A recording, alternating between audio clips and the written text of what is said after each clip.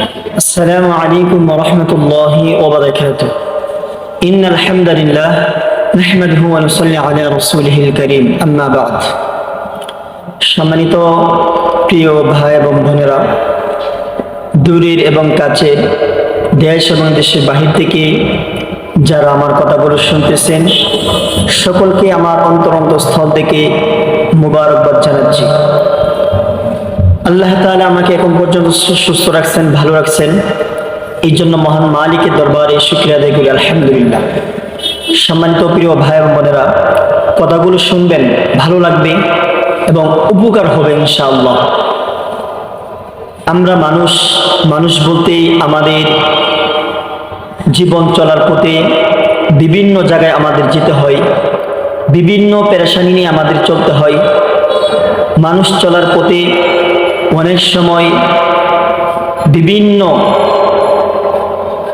সমস্যার সম্মুখীন আমরা পড়ে থাকি, বিভিন্নভাবে আমরা হর হামেশাই ভুগতে থাকি, পেরেশান, চিন্তা, মানসিক টেনশনে আমরা জর্জরিত হয়ে থাকি। কিন্তু আমি আপনাদেরকে বলবো, যেহেতু আমরা বিশেষ করে যারা পুরুষ মানুষ, যেহেতু আমরা বাহিরে থাকি, বাহিরে আমাদের বিভিন্ন মানুষের সাথে আমাদের উঠা বসা, বিভিন্ন মানুষের সাথে আমাদের কথা বলতে হয়, বিভিন্ন কারণে বিভিন্ন বিষয় নিয়ে আমাদের কথা হয়ে থাকে। অনেক সময় আমাদের মন খারাপ থাকে, অনেক সময় আমাদের বিভিন্ন চাপে পড়ে থাকি কিংবা চাপে পড়ে যাই। এই সব থেকে চিন্তা পেরেশান থেকে মুক্তির একমাত্র রাস্তা হলো আল্লাহ তাআলার ইবাদত। আর ইবাদতের মাধ্যমে সব থেকে উত্তম ইবাদত হলো আসসালাহ, আসসালাহ, আসসালাহ, নামাজ আদায় করা, নামাজ আদায় করা। নামাজের মাধ্যমে আল্লাহ তাআলার নৈকট্য হাসিল করা যায়, নামাজের মাধ্যমে আল্লাহ তাআলার কাছে যাওয়া যায়, নামাজের মাধ্যমে আল্লাহ তাআলাকে চেনা যায়, নামাজের মাধ্যমে আল্লাহ তাআলার একদম কাছাকাছি যাওয়া যায়। নামাজের মাধ্যমে যত পেরেশানি আছে সমস্ত পেরেশানি দূর হয়ে যায়।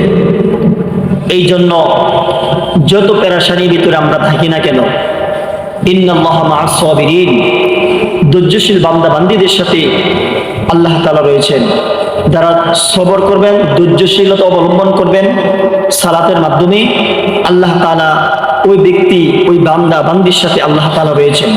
এই জন্য জীবন চলার পথে আপনি আমার অনেক পেরেশানি, অনেক চিন্তা, অনেক সমস্যার সম্মুখীন আমরা হয়ে থাকি। কিন্তু যখনই আল্লাহর পায়ে আমরা সেজদা দিব, যখন আল্লাহর নামাজ আদায় করব, যখনই আমরা কোনো ভালো কাজ করব, তখন দেখবেন আস্তে আস্তে আমাদের পেরেশানি, আমাদের হর হামেশা দূরীভূত হয়ে যাবে, দূর হয়ে যাবে ইনশাআল্লাহ। এই জন্য আমরা মানুষ চলার পথে অনেক সময় অনেক ক্ষেত্রে আমরা বিভিন্ন পেরেশানিতে নিমজ্জিত থাকি। চিন্তা ফিকির না করে একমাত্র আল্লাহ তাআলার কাছে সবকিছু আপনি তুলে ধরবেন। আল্লাহ তাআলার কাছে যদি আপনারা সবকিছু তুলে ধরেন, তাহলে আশা করা যায় অবশ্যই আল্লাহ তাআলা আপনি আমাকে হেফাজত করবেন। আর আল্লাহ তাআলা হলেন সমস্ত কিছুর হেফাজতকারী। সকলে ভালো থাকবেন, সুস্থ থাকবেন। যখনই আপনি হামেশাই পড়ে যাবেন, টেনশনে পড়ে যাবেন, তখনই আপনার সেজদায় পড়ে যাবেন। আশা করি ইনশাআল্লাহ আল্লাহ তাআলা অবশ্যই আমাকে অবশ্যই আল্লাহ তাআলা হেফাজত করবেন। সবাই ভালো থাকবেন, সুস্থ থাকবেন। কথাগুলো শোনার জন্য আপনাদেরকে আমন্ত্রণ রইল, আপনাদের প্রতি ভালোবাসা রইল।